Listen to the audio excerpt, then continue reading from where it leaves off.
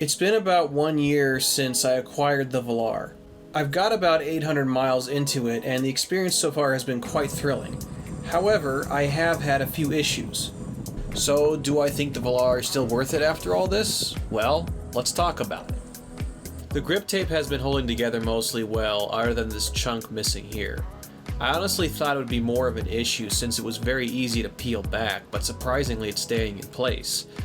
There's been plenty of times where I've gotten mud and dirt in there, but after cleaning it, it's maintaining its shape.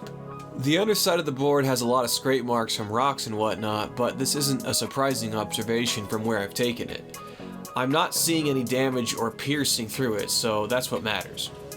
As for the remote, I did drop it once in some dirt, and it did end up with a few dirt particles inside the screen, so the remote doesn't appear to be fully protected from the elements. Thankfully, when I met Fabi at EskateCon, he had a screen protector on hand for me to replace it.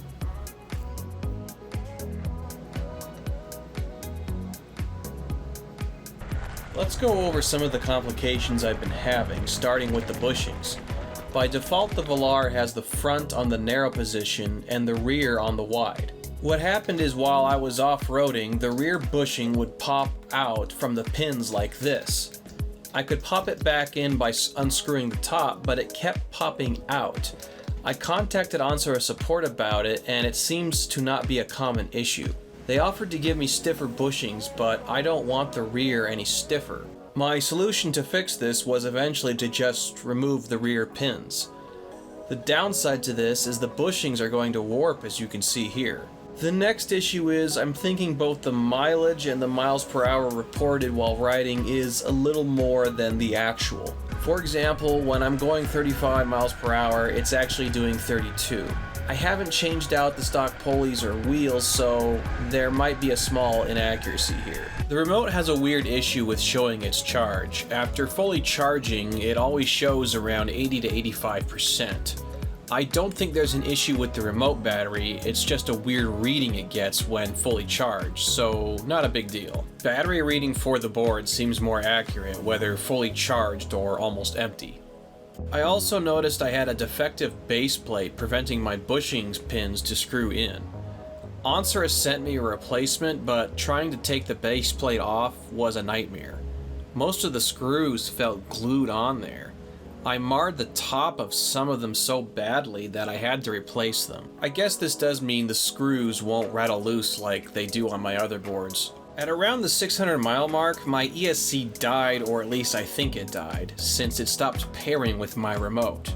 Onsra Support thankfully sent me a new one and assisted on how to replace it. The process wasn't too painful, just needed to unscrew the enclosure and unplug a bunch of wires.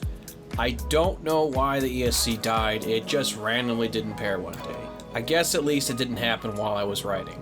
Since the launch of the Velar, Onsra now also has a gear drive option available. I was able to test one out and it felt very similar to my belt drive.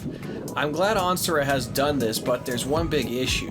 The gear drive variant does not have motor guards, which takes away from the self-standing feature. However, Onsra has fixed this by developing a bash guard for the gear drive.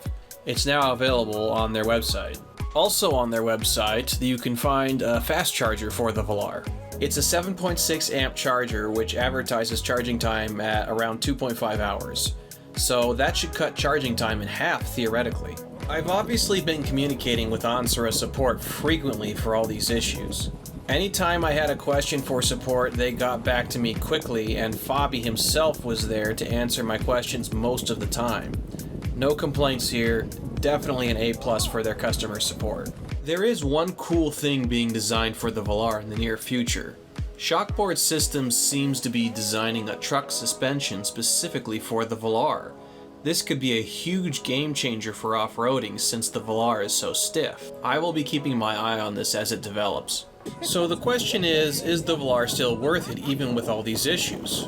I would say yes. Remember that my Velar is one of the very first production runs, so I'm not terribly surprised. I think the pin bushing design needs to change though. Having them pop out at all while riding, in my opinion, is a design flaw. Other than that, the rest of the issues are minor, and my defected parts were replaced no problem. At the time of this video, the belt drive version starts at $27.90 and the gear drive at $29.90, but the pricing seems to vary depending on which regional version of the site you use. I do think that's a bit expensive, especially the gear drive being nearly $3,000. With that said though, the Velar remains to be my primary board when going for a ride.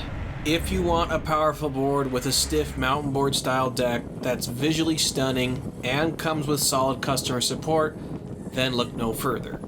Thanks again for watching, until next time.